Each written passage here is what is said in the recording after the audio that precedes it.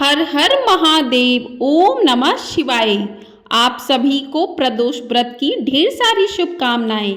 आप सभी पर भगवान भोलेनाथ अपनी कृपा सदैव बनाए रखें। आज की वीडियो में आप जानेंगे सावन मास के दूसरे प्रदोष व्रत के बारे में। किस दिन प्रदोष व्रत किया जाएगा, प्रदोष काल का शुभ मुहूर्त क्या रहेगा, पूजा आपको किस समय करनी चाहिए, पूजा की विधि क्या रहेगी। तो चलिए वीडियो को शुरू करते हैं। तो प्रत्येक महीने में 2 बार प्रदोष व्रत रखा जाता है। पहला कृष्ण पक्ष में और दूसरा शुक्ल पक्ष में। इन दोनों ही पक्षों की त्रयोदशी को प्रदोष व्रत किया जाता है। प्रदोष व्रत जिस दिन भी पड़ता है उसी के अनुसार इसका नामकरण होता है। सावन का आखिरी प्रदोष व्रत शनिवार के दिन रखा जाएगा, इसलिए इस प्रदोष को शनि प्रदोष के नाम से भी जाना जाएगा। शनि प्रदोष के दिन भगवान शंकर के साथ ही शनिदेव की पूजा का भी बड़ा महत्व है। और सावन का पावन महीना चल रहा है, तो सावन में पड़ने वाले प्रदोष व्रत का महत्व और अधिक बढ़ जाता है। सावन माह में पड़ने वाले प्रदोष व्रत का विशेष महत्व होता है। इस दिन महादेव की पूजा अर्चना करने से मनोवांछित फलों की प्राप्ति होती है। प्रदोष व्रत में भी प्रदोष काल का महत्व होता है। प्रदोष काल उस समय को कहा जाता है जब दिन छिपने लगता है, यानी कि सूर्यास्त के ठीक बाद वाले समय और रात्रि के प्रथम पहर को प्रदोष काल कहा जाता है। त्रयोदशी के दिन प्रदोष काल के समय भगवान शंकर की पूजा का विधान है। त्रयोदशी की रात के पहले पहर में जो व्यक्ति किसी भेंट के साथ शिव प्रतिमा का दर्शन करता है उसे जीवन में सुख ही सुख मिलता है। अतः आज के दिन शिव प्रतिमा के दर्शन अवश्य ही करने चाहिए। आइए अब जान लेते हैं कि त्रयोदशी तिथि कब से प्रारंभ होगी। तो त्रयोदशी तिथि प्रारंभ होगी 17 अगस्त दिन शनिवार सुबह 8:05 से और त्रयोदशी तिथि की समाप्ति होगी 18 अगस्त रविवार सुबह 8:51 पर। तो 17 अगस्त शनिवार को सुबह 8:05 से त्रयोदशी तिथि प्रारंभ हो जाएगी और 18 अगस्त को सुबह 8:51 पर त्रयोदशी तिथि समाप्त हो जाएगी। जैसा कि आप लोग जानते हैं कि प्रदोष व्रत की पूजा प्रदोष काल के समय ही की जाती है, जो कि 18 अगस्त को प्राप्त नहीं होगा, क्योंकि 18 अगस्त को 8:51 पर ही सुबह त्रयोदशी तिथि समाप्त हो जाएगी। तो साल 2024 में सावन मास का दूसरा प्रदोष व्रत 17 अगस्त दिन शनिवार को ही किया जाएगा, क्योंकि इसी समय में ही, इसी तारीख में हमें प्रदोष काल का शुभ समय भी प्राप्त होगा। तो इसी दिन प्रदोष का व्रत किया जाएगा। तो शनिवार को पड़ने के कारण इसे शनि प्रदोष व्रत भी कहा जाएगा, जो कि 17 अगस्त को रखा जाएगा। आइए अब जानते हैं कि पूजा का शुभ मुहूर्त क्या रहेगा, प्रदोष काल का शुभ समय क्या होगा, जिस समय में आपको भगवान भोलेनाथ की पूरे विधि विधान से पूजा करनी चाहिए।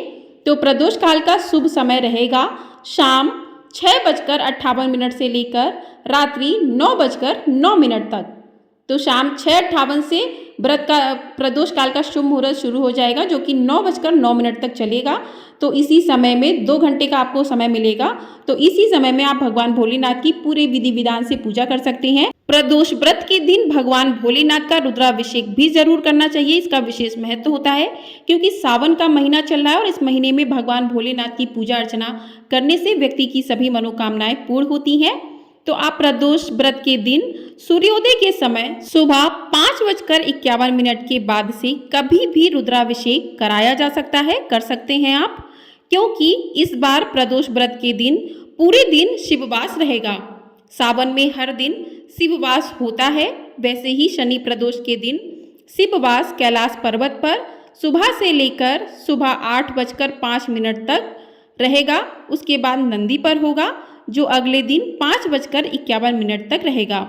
कहते हैं कि रुद्राभिषेक तब करना चाहिए जब शिववास होता है। तो शिववास का समय 5:51 से रहेगा शनिवार के दिन।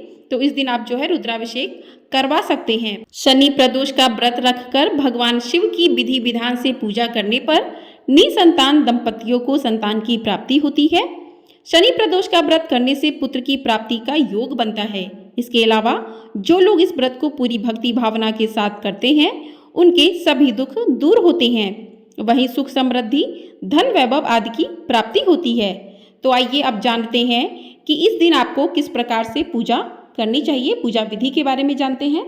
तो शनि प्रदोष के दिन सुबह जल्दी उठकर स्नान आदि से निर्वृत्त होकर स्वच्छ वस्त्र धारण करें।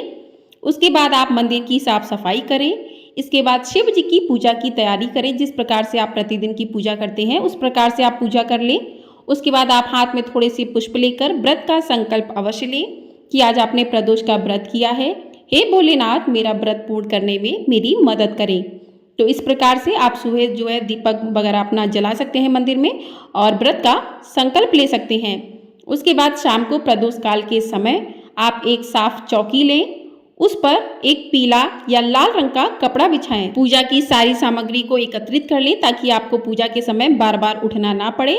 उसके बाद आपने चौकी पर जो कपड़ा बिछाया है उस पर आपको शिव परिवार की प्रतिमा स्थापित करनी है। अगर आपके पास शिवलिंग है तो उसका आप रुद्राभिषेक कर सकते हैं और इस प्रकार से प्रतिमा स्थापित करनी है। उसके बाद भगवान भोलेनाथ का पंचामृत से अभिषेक करना है, जल से अभिषेक करना है। उसके बाद आपको धूप दीप नैवेद्य अर्पित करने हैं, दीपक जलाना है। माता पार्वती को आपको सिंदूर अर्पित करना है।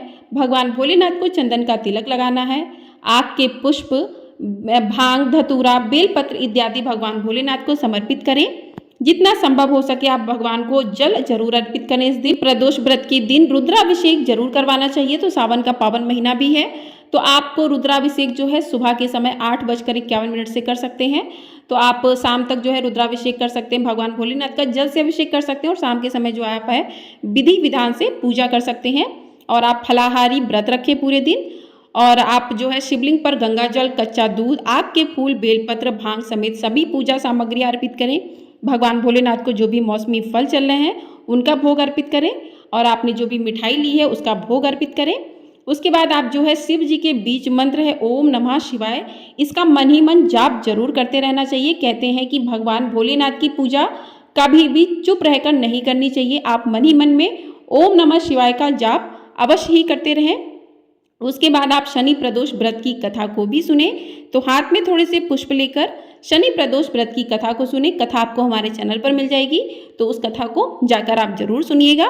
कथा सुनने के बाद आप जो हाथ में पुष्प लिए थे वो भगवान के चरणों में अर्पित कर दें। उसके बाद भगवान भोलेनाथ की आरती करें। आरती करने के बाद क्षमा प्रार्थना करें कि हे भोलेनाथ पूजा में जो भी गलतियां हुई हैं उसके लिए क्षमा याचना करें। और इस प्रकार से आपकी प्रदोष व्रत की पूजा जो है पूर्ण होती है। इस दिन शिव मंदिर के साथ शनि मंदिर जाकर भी शनिदेव की पूजा भी कर सकते हैं आप। तो इस प्रकार से आप प्रदोष व्रत रखकर भगवान भोलेनाथ की विधिवत पूजा अर्चना कर सकते हैं। कहते हैं कि प्रदोष व्रत जो भी भक्त सच्चे मन भाव से रखते हैं तो निसंतान दंपतियों को संतान की प्राप्ति होती है और घर में सुख समृद्धि बनी रहती है। तो आपको ये वीडियो पसंद आई हो तो वीडियो को लाइक, शेयर और चैनल को सब्सक्राइब जरूर कर दीजिएगा। आपको हमारे चैनल पर शनि प्रदोष व्रत की कथा भी सुनने को मिलेगी। तो चैनल को सब्सक्राइब करके बेल आइकन प्रेस जरूर कर दीजिएगा जिससे आपको मेरी आने वाली वीडियो तुरंत ही मिल सके।